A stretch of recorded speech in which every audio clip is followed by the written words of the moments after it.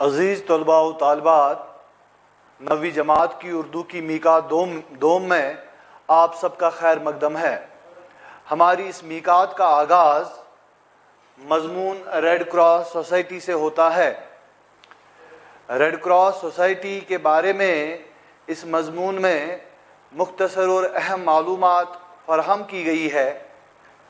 ساتھ ہی ساتھ اس کے بانی جین ہنری ڈونان کی زندگی کے بارے میں اور ان کی انتھک کوششوں اور محنت کے بارے میں بھی کچھ اہم باتیں بتائی گئی ہے۔ ریڈ کراس سوسائٹی کے بارے میں پڑھ کر یہ حقیقت سامنے آتی ہے کہ اگر انسان میں سچی لگن اور مضبوط ارادے ہوں، ان کے بنا پر انسان کوئی بھی کام انجام دے سکتا ہے، وہ ناممکن چیز کو ممکن بنا سکتا ہے۔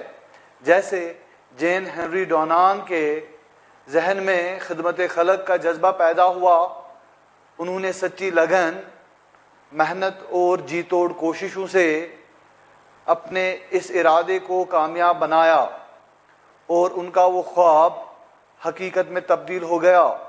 اس طرح وہ خدمت خلق کا جذبہ ایک ایسے ادارے کی شکل اختیار کر گیا جس ادارے کی شاخیں آج ساری دنیا میں پھیلی ہوئی ہیں۔ اس کے علاوہ اس مضمون سے یہ بات بھی سامنے آتی ہے کہ خدمت خلق کا کام انجام دینا اور اس کو اپنی زندگی کا مشن بنانا ایک بہت بڑا کام ہے۔ اس طرح خدمت خلق کا جذبہ ہر انسان کو اپنے دل میں پیدا کرنا چاہیے تاکہ یہ ہمارا معاشرہ جو ہے، ہمارا جو سماج ہے، وہ ایک مثالی سماج بن سکے۔ ہم دکھ درد اور درد و غم میں ایک دوسرے کے ساتھی بننا سیکھیں۔ مضمون میں بتایا گیا ہے جوڑ کا لال نشان۔ آپ نے اکثر دیکھا ہوگا جوڑ کا جو لال نشان ہے، جس کو ریڈ کراس بھی کہا جاتا ہے، یہ آپ بچوں نے اکثر دیکھا ہوگا۔ کیا آپ نے کبھی غور کیا کہ یہ نشان کس طرح ڈاکٹروں کے لیے مخصوص ہو گیا؟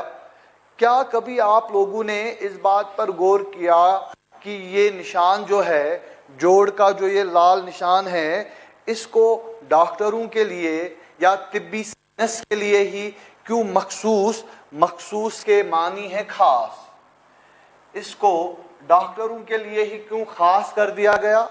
یہ کیوں ڈاکٹروں کے لیے ہی مخصوص ہے؟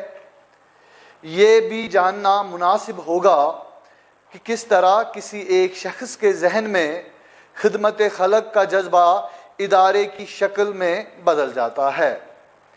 اس سبق میں دوسری اہم جانکاری جو ہمیں حاصل ہوگی وہ یہ ہے کہ کس طرح ایک شخص کے ذہن میں، اس کے دماغ میں جو خدمت خلق کا جذبہ تھا، وہ کس طرح ایک ایسے ادارے کی شکل اختیار کر گیا جو ایک بین الاقوامی ادارہ ہے، جس ادارے نے اپنی شاخیں دنیا بھر میں پھیلائی ہیں اور بڑھتے بڑھتے دنیا کے ہر گوشے میں پھیل جاتا ہے۔ گوشہ کونا، تو ہر کونے میں، دنیا کے ہر کونے میں اس ادارے کی شاخیں پھیل جاتی ہیں۔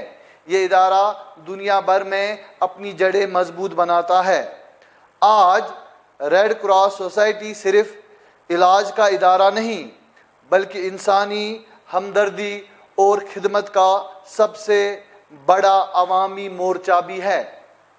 آج کی تاریخ میں دیکھا جائے تو ریڈ کراس سوسائٹی صرف علاج معالجے کا ادارہ ہی نہیں رہا ہے، بلکہ آج کی تاریخ میں یہ ادارہ انسانی ہمدردی کا سب سے بڑا عوامی ذریعہ بن چکا ہے۔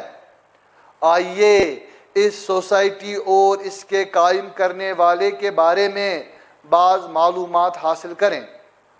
اب ہم اس سوسائٹی اور اس کے قائم کرنے والے کے بارے میں چند اہم باتیں جانیں گے۔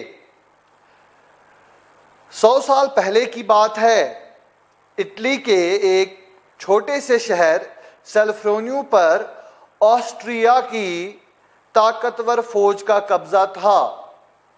فرانس نے اپنے دوست ممالک کی مدد سے آسٹریا کی فوج پر حملہ کر دیا۔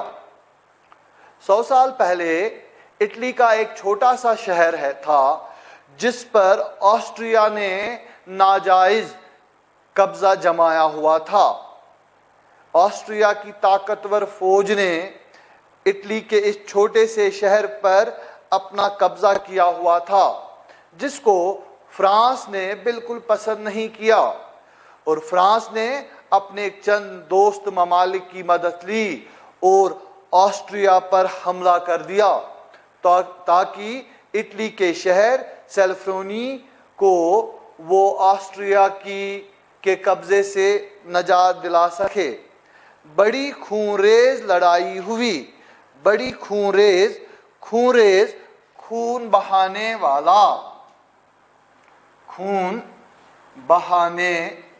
والا تو زبردست خونریز لڑائی ہوئی۔ صرف 15 گھنٹے کی لڑائی کے نتیجے میں دونوں طرف کے 40,000 سپاہی زخمی ہو چکے تھے۔ صرف 15 گھنٹوں کی لڑائی میں ہی دونوں طرفین کے تقریباً 40,000 سپاہی زخمی ہو چکے تھے، جس سے لڑائی کی نوعیت کا اندازہ لگایا جا سکتا ہے۔ کتنی زبردست جنگ تھی کہ صرف 15 گھنٹے کے قلیل وقت میں ہی دونوں طرفین کے 40,000 سپاہی اس جنگ میں زخمی ہو گئے۔ پورا میدان جنگ لاشوں اور زخمیوں سے اٹا پڑا تھا۔ اٹا پڑنا، برا ہونا۔ تو میدان جنگ بڑا خونریز، بڑا بھیانک، خوفناک منظر پیش کر رہا تھا۔ میدان جنگ لاشوں اور زخمیوں سے بھرا ہوا تھا۔ لڑائی بند ہونے کے بظاہر کوئی آثار نظر نہ آتے تھے، لیکن بارش اور ہوا کا ایک طوفان آیا اور اس رحمت خداوندی نے فرقین کو جنگ بند کرنے پر مجبور کر دیا۔ ظاہری طور پر جنگ بند اور ختم ہونے کے آثار نظر نہیں آ رہے تھے، لیکن اس کے بعد موسم انتہائی خراب ہوا۔ زبردست بارش ہوئی، طوفان آیا، اور اس طرح رحمت خداوندی، رحمت کی بارش، رحمت خداوندی، خدا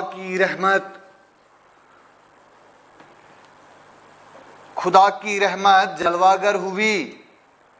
اس قدر بارش ہوئی، موسم اتنا خراب ہوا کہ اس خراب موسم میں، اس طوفانی بارش میں جنگ کو جاری رکھنا ممکن نہ ہو سکا۔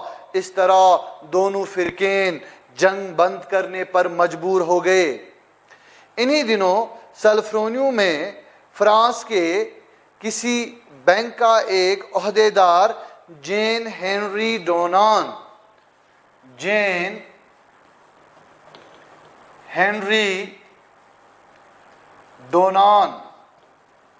جو فرانس کے کسی بینک میں ایک اعلیٰ افسر تھا، وہ انہی دنوں جب سلفرونیو میں جنگ ہو رہی تھی وہ بھی وہیں پر موجود تھے۔ وہ شہنشاہ فرانس نیپولین سے ملنے خاص سلفرونیو گیا تھا۔ جین دراصل شہنشاہ فرانس سے ملنے کے لیے سلفرونیو گیا تھا۔ ڈونان کو الجزائر میں اپنے کیمپوں میں پانی کا معقول بندوبست کرنا تھا۔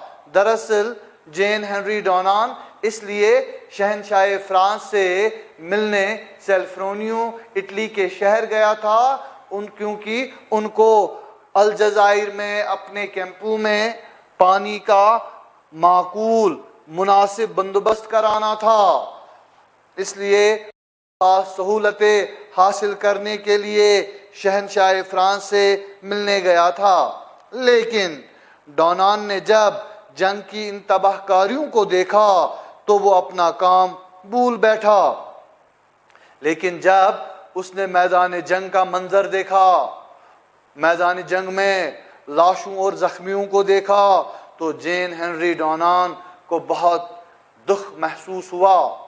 وہ اپنا نجی کام بھول گیا، ہزاروں سپاہیوں کو خاک و خون میں، خاک و خون، مٹی اور خون، مٹی اور خون، ہزاروں سپاہیوں کو جب جین ہنری ڈونان نے مٹی اور خون میں لت پت دیکھا تو اس کا دل بھر آیا۔ زمین آپاشی، زمین آپاشی، آپاشی سینچائی،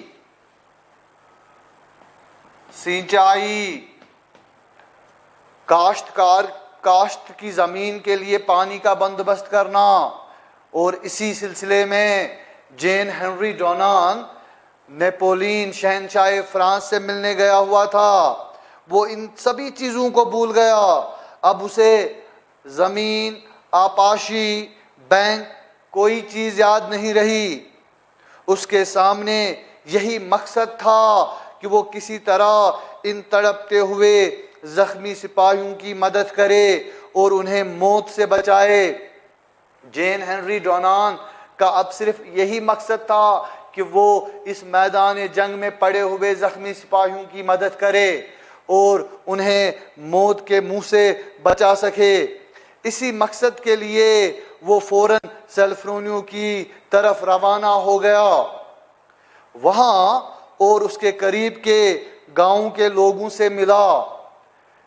تو جین ہنری ڈونان میدان جنگ کی طرف روانہ ہوئے۔ وہاں اور آس پاس کے گاؤں کے لوگوں سے وہ ملے، انہیں انسانیت، بھائی چارے کا واسطہ دے کر اس بات پر راضی کیا کہ وہ زخمی سپاہیوں کی خبر گیری کرنے میں اس کا ہاتھ بٹائیں۔ تو انہوں نے آس پاس کے لوگوں سے ملاقات کی، انہیں واسطہ، انسانیت کا واسطہ دیا، انہیں بھائی چارے کے لیے تیار کیا اور کہا کہ ہمیں چاہیے کہ ہم ان زخمی سپاہیوں کی خبر گیری، دیکھ ریکھ کریں، ہم ان زخمی سپاہیوں کی جنہیں اس وقت ہماری مدد کی ضرورت ہے، تاکہ ہم ان کی قیمتی جان بچا سکیں۔ ہم سب بھائی ہیں۔ ڈونان کے اس نعرے نے آخر لوگوں کے دلوں میں محبت کا جذبہ پیدا کر دیا۔ 300 افراد اکٹھے ہوئے، بہت سی خواتین نے بھی اس کا ساتھ دیا۔ تو ڈونان کے آمادہ کرنے پر بعض لوگ تیار ہو گئے، درد مند دل رکھنے والے لوگ تیار ہو گئے۔ تقریباً 300 افراد ڈونان کے ساتھ جمع ہوئے، جن میں کچھ خواتین بھی شامل تھی۔ میدان جنگ میں ہزاروں زخمی سپاہی بھوک، پیاس اور درد میں کراتے، نیم مردہ ادمرا، نیم مردہ ادمرا۔ تو تقریباً میدان جنگ میں پہنچ کر دیکھا کہ وہاں سپاہیوں کی، زخمی سپاہیوں کی حالت انتہائی خراب ہے۔ بھوک اور پیاس کی وجہ سے، درد کی وجہ سے وہ چلا رہے تھے، وہ ادمری ہوئی حالت میں تھے۔ ڈونان کی جماعت نے زخمیوں کی مرہم پٹی کی اور ابتدائی طبی امداد پہنچائی۔ ڈونان اور اس کے ساتھیوں نے پہلے اس میدان جنگ میں زخمیوں کی مرہم پٹی کی، انہیں اہم اور پہلی طبی امداد پہنچائی۔ زخمی سپاہیوں کو اٹھا کر قریب کے دیہاتوں میں لے جایا گیا، جہاں ان کا باقاعدہ علاج کیا گیا۔ اس کے بعد ان زخمیوں کو ڈونان کی جماعت نے میدان جنگ سے اٹھا کر قریب کے گاؤں میں پہنچایا اور پھر وہاں ان کا باقاعدہ علاج کیا گیا۔ اس طرح جین ہنری ڈونان کی کوششوں کی وجہ سے بہت سی قیمتی جانوں کو ضائع ہونے سے بچایا گیا۔ لڑائی ختم ہو گئی، لیکن ڈونان کی بے چینی قائم رہی۔ اس نے جنیوا میں دوبارہ اپنے کاروبار میں دلچسپی لینے کی کوشش کی، لیکن زخمی سپاہیوں کا دکھ اور تکلیف وہ نہ بھول سکا۔ لڑائی ختم ہوئی اور اس لڑائی میں جین ہنری ڈونان نے بہت اہم کام کر کے کئی سپاہیوں کو موت سے بچایا تھا، اور اس کے بعد جین ہنری ڈونان واپس جنیوا چلا گیا، اپنے کام کے ساتھ جڑ گیا، لیکن اب اسے اپنے کاروبار میں، اپنے کام میں ذرا بھی دلچسپی نہیں رہی۔ بار بار میدان جنگ کا منظر، زخمی سپاہیوں کی تصویر، ان کا دکھ درد اس کی آنکھوں کے سامنے آ رہا تھا۔ وہ لاکھ کوششوں کے باوجود ان خوفناک مناظر کو بھول نہ سکا، جس کی وجہ سے وہ بے چین رہنے لگا، اسے سکون میسر نہ ہوتا تھا۔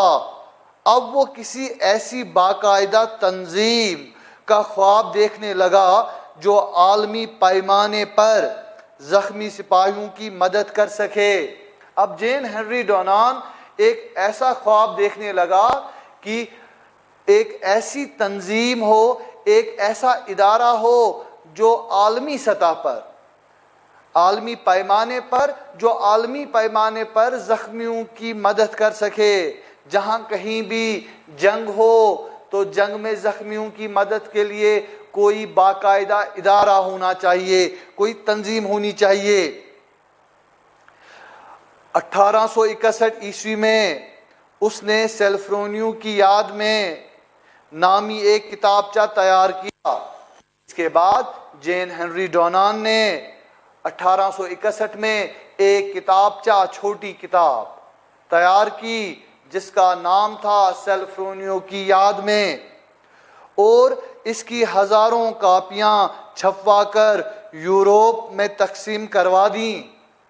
پھر ہزاروں کاپیاں اس کتاب کی بنائی اور براعظم یورپ میں ان کو تقسیم کیا، لوگوں میں بانٹا۔ اس کتابچے نے یوروپ میں تہلکہ مچا دیا، اور اس کتاب کو جب یورپ کے دانشمند طبقے نے پڑھا تو انہوں نے اس کا کافی گہرا اثر لیا۔ جنگ کے بھیانک نتائج کو پڑھ کر باشعور طبقہ چونک پڑا۔ جب یورپ کے باشعور عقلمند لوگوں نے جنگ کے نتائج پڑھے تو وہ حیران ہو گئے، اور سبوں نے ایسی سوسائٹی کی ضرورت محسوس کی جو زخمی سپاہیوں کی مدد کے لیے منظم طریقے سے کچھ کر سکے۔ اور سب لوگوں نے جین ہنری ڈونان کی کتاب پڑھنے کے بعد سب لوگوں نے اتفاق کیا کہ واقعی ایک ایسے ادارے کی ضرورت ہے، ایک ایسی سوسائٹی کی ضرورت ہے جو جنگ سے متاثر لوگوں کی مدد کر سکے، جو جنگ میں نقصان اٹھانے والوں کے کام آ سکے، اور اس ادارے کا یہی کام ہونا چاہیے۔ ڈونان نے اپنے ساتھیوں کی مدد سے ایک کمیٹی بنائی۔ اس کمیٹی نے جنیوا میں ایک کانفرنس بلائی۔ ڈونان کے ساتھ جو چند ساتھی تھے ان کے ساتھ مل کر انہوں نے ایک کمیٹی تشکیل دی، ایک کمیٹی بنائی۔ پھر اس کمیٹی نے جنیوا میں ایک کانفرنس، ایک میٹنگ بلائی۔ ڈونان نے اس کی کامیابی کے لیے انتھک کوشش کی۔ اس کے بعد ڈونان اس کانفرنس کو، اس نشست کو کامیاب بنانے میں جٹ گئے۔ انہوں نے بہت نہ تھکنے والی کوشش کی تاکہ وہ زیادہ سے زیادہ لوگوں کو اس نشست میں، اس کانفرنس میں بلا سکے۔ اس نے ہزاروں خطوط دنیا بھر میں بھیجے۔ اس کی مخالفت بھی ہوئی، لیکن وہ اپنی دن کا پکا تھا۔ اس نے ہزاروں دعوتی خطوط دنیا بھر میں بھیجے تاکہ دنیا کے بیشتر ملکوں سے لوگ آ کر اس کانفرنس میں شریک ہو سکے۔ حالانکہ کچھ لوگوں نے اس کی مخالفت بھی کی، سب لوگوں نے جین کا ساتھ نہیں دیا، لیکن جین ہنری ڈونان نے ہمت نہیں ہاری۔ وہ اپنے کام کا پکا تھا، اس کے ارادے مضبوط تھے۔ آخر اکتوبر 1863 عیسوی میں کانفرنس ہوئی۔ 1861 میں کانفرنس بلانے کا خیال آیا اور کام شروع ہوا تو 2 سال لگ گئے ڈونان کو پہلی کانفرنس کرنے میں۔ آخرکار انہیں کامیابی ہوئی اور ایک ایسی کانفرنس شروع کی گئی، ایک ایسی کانفرنس کا انعقاد کیا گیا جو بین الاقوامی سطح پر ہوئی، جس میں 17 ملکوں کے نمائندوں نے شرکت کی۔ تو دنیا کے مختلف 17 ملکوں کے نمائندوں نے آ کر اس کانفرنس میں شمولیت اختیار کی۔ جلسے میں سوسائٹی کے اغراض و مقاصد پہ غور کیا گیا۔ تو نشست میں، میٹنگ میں سوسائٹی اس ادارے کے مدعا و مقصد کو بیان کیا گیا کہ کیوں ہم اس سوسائٹی کو بنانا چاہتے ہیں، اس سوسائٹی کا مقصد کیا ہے، یہ سوسائٹی کس غرض کے لیے بنائی گئی ہے، یہ کس طرح کے کام انجام دے گی۔ اس کے بعد جنیوا کی دوسری میٹنگ میں ایک تجویز منظور ہوئی۔ تو پھر جو دوسری میٹنگ ہوئی اس میں ایک تجویز، ایک مشورہ منظور کیا گیا، ایک عالمی قانون بنایا گیا، اور ایک عالمی قانون بھی بنایا گیا۔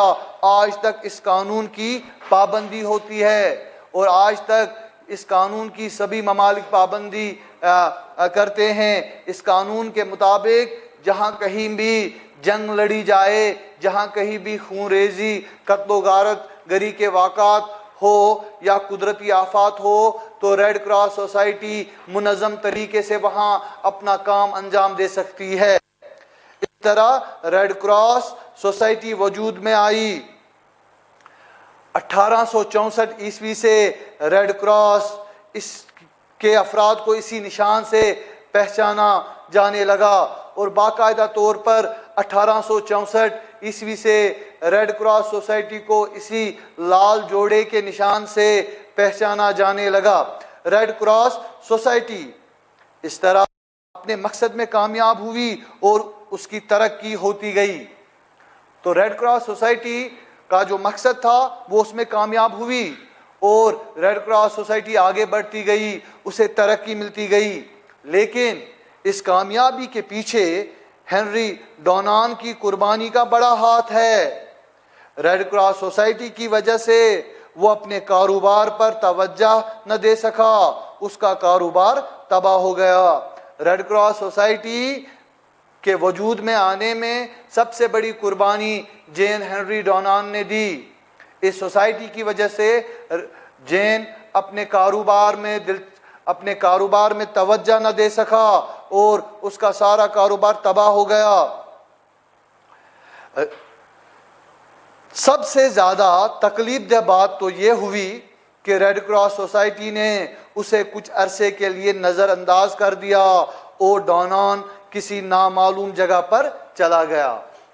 سب سے زیادہ تکلیف دینے والی بات جو ہے وہ یہ ہے کہ ریڈ کراس سوسائٹی نے کچھ وقت کے لیے جین ہنری ڈونان کو بلا دیا اور جین ہنری ڈونان کسی نامعلوم جگہ چلا گیا جہاں کسی کو اس کے بارے میں کوئی علمیت، کوئی جانکاری نہیں تھی۔ 15 سال بعد سوسائٹی کا سالانہ اجلاس روم میں ہوا۔ اجلاس جاری تھا کہ صدر کو کسی اسکول کے ایک معلم کا خط موصول ہوا۔ 15 سال گزر گئے اور 15 سالوں میں جین ہنری ڈونان ایک نامعلوم زندگی گزار رہے تھے۔ جین جو ایک انجانی زندگی بسر کر رہے تھے۔ تو 15 سال کے بعد جب ریڈ کراس سوسائٹی کا سالانہ اجلاس ہو رہا تھا، اجلاس کے دوران ہی، میٹنگ کے دوران ہی سوسائٹی کے صدر کو سکول کے کسی ایک معلم استاد، کسی ایک استاد کا خط ملا، موصول ملنا۔ تو خط موصول ہوا جس میں ڈونان کا پتہ درج تھا۔ تو اس خط میں جین ہنری ڈونان جو بانی تھے ریڈ کراس سوسائٹی کے، ان کا پتہ موجود تھا۔ سوسائٹی کے افراد نے یہ محسوس کیا کہ ڈونان کو قابل عزت جگہ دینی چاہیے۔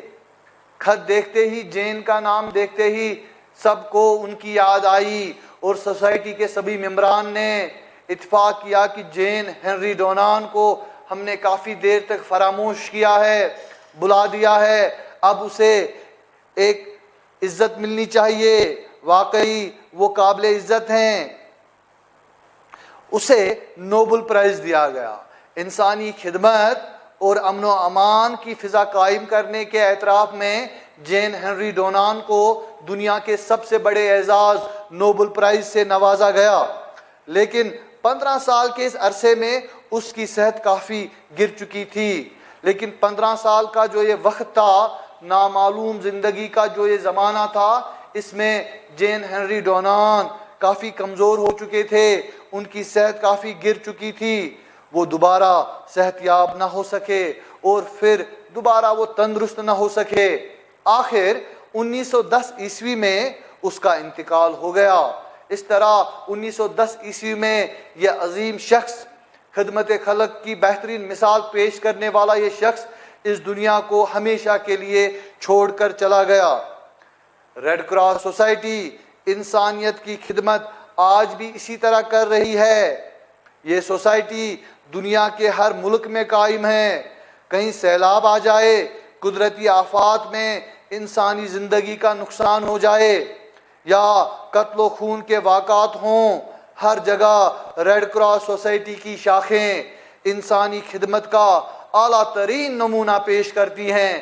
آج ریڈ کراس سوسائٹی صرف جنگ میں زخمی ہونے والے لوگوں کے علاج معالجے تک ہی محدود نہیں ہے، بلکہ آج یہ انسانی ہمدردی اور خدمت کا سب سے بڑا ذریعہ بن چکا ہے۔ آج اس کی شاخیں دنیا کے تمام ملکوں میں موجود ہیں۔ قدرتی آفات سے متاثر ہوئے لوگ، جیسے سیلاب، زلزلہ وغیرہ سے نقصان اٹھانے والے لوگ یا قتل و غارت کے واقعات پیش جب آتے ہیں تو ریڈ کراس سوسائٹی انسانی خدمت کا اعلیٰ ترین نمونہ پیش کرتی ہے۔ اس مضمون میں غور کرنے کے لائق یہ بات ہے سب سے پہلے کہ اگر انسان میں سچی لگن ہوگی، ارادوں کی مضبوطی ہوگی، تو وہ کوئی بھی کام انجام دے سکتا ہے۔ وہ ناممکن کام ممکن کر کے دکھا سکتا ہے۔ جیسے جین ہنری ڈونان ارادوں کے مضبوط تھے، وہ ایک خیال انسانی خدمت خلق کا وہ ایک خیال جو ان کے ذہن میں پیدا ہوا تھا، انہوں نے اس ارادے پر، اس خیال پر محنت کی، ہمت اور حوصلے سے کام لیا، اور وہی خیال بعد میں ایک ایسے ادارے کی شکل اختیار کر گیا جو دنیا بھر میں آج موجود ہے۔ خدمت خلق کو اپنی زندگی کا مشن بنانا بہت بڑا کام ہے۔ ذاتی نقصان کے باوجود جین ہنری ڈونان نے دنیا کے لیے جو نمایاں کام کیے ہیں، ان کی زیادہ مثالیں نہیں ملتی۔ ایسے لوگ قابل عزت اور قابل قدر ہوتے ہیں۔ ڈونان نے ایک چھوٹے سے شہر میں جس کام کی بنیاد رکھی، وہ پوری دنیا میں پھیلا۔ اس کا پیغام آج ہر خاص و عام جانتا ہے۔ اس سبق کے جو درسی سوالات ہیں، سوال نمبر 1 میں پوچھا گیا ہے کہ ہنری ڈونان شہنشاہ فرانس نیپولین سے کس مقصد سے ملنے گیا تھا؟ دراصل جین ہنری ڈونان الجزائر میں اپنے کیمپوں میں پانی کا مناسب بندوبست کرانے کے لیے، آبپاشی کے لیے، پانی کی سہولت حاصل کرنے کے لیے نیپولین سے ملنے گیا تھا۔ سوال نمبر 2 میں پوچھا گیا ہے کہ ڈونان کو ریڈ کراس سوسائٹی قائم کرنے کا خیال کیوں پیدا ہوا؟ جین ہنری ڈونان نے جب اٹلی کے شہر سیلفرونیو میں جنگ کی ہولناکیوں کو دیکھا، میدان جنگ میں زخمی سپاہیوں کو دیکھا، تو اس کا دل رو پڑا۔ زخمیوں کی حالت دیکھ کر، ان کی تکلیف دیکھ کر وہ بے چین اور بے قرار ہوا، اور اس نے سوچا کہ ایک ایسا ادارہ ہونا چاہیے جو ایسے حالات میں مظلوم لوگوں کی مدد کر سکے۔ اس طرح اس کے ذہن میں ریڈ کراس سوسائٹی قائم کرنے کا خیال پیدا ہوا۔ سوال نمبر 3 میں پوچھا گیا ہے ریڈ کراس سوسائٹی کے مقاصد کیا ہیں؟ ریڈ کراس سوسائٹی کے مقاصد کئی ہیں۔ سب سے پہلا جو مقصد ہے اس سوسائٹی کا وہ جنگ سے متاثرین کی مدد کرنا، زخمیوں کا علاج کرنا، اور اس کے علاوہ قدرتی آفات، سیلاب، زلزلے سے ہونے والے نقصان کی بھرپائی کرنے کی کوشش کرنا، قتل و غارت گری کے واقعات پیش ہو وہاں بھی اس ادارے کا جو کام ہے بہت اہم رہتا ہے۔ یہ ادارہ آج انسانی خدمت کا سب سے بڑا ذریعہ بن چکا ہے۔ سوال نمبر 4، ڈونان کو کون سا انعام دیا گیا اور کیوں؟ جین ہنری ڈونان کو دنیا کے سب سے بڑے انعام نوبل پرائز سے نوازا گیا کیونکہ انہوں نے انسانی خدمت کی ایسی مثال قائم کی جس کی نظیر دنیا میں نہیں ملتی۔ انہوں نے امن و امان کی فضا قائم کرنے میں بہت کچھ کام کیے۔ انہوں نے ریڈ کراس سوسائٹی قائم کی اور اس سوسائٹی کو قائم کرنے کے لیے انہوں نے کئی قربانیاں دی۔ ان کے اسی کام کے عوض، اسی خدمت خلق کے عوض انہیں اس انعام سے نوازا گیا۔ اس سبق میں جو سوالات تھے ان سوالوں کے جواب دینے کی میں نے مختصر سی کوشش کی۔ میں امید کرتا ہوں کہ ان سوالوں کے باقاعدہ جواب لکھ کر آپ ہمیں ارسال کریں گے۔ شکریہ۔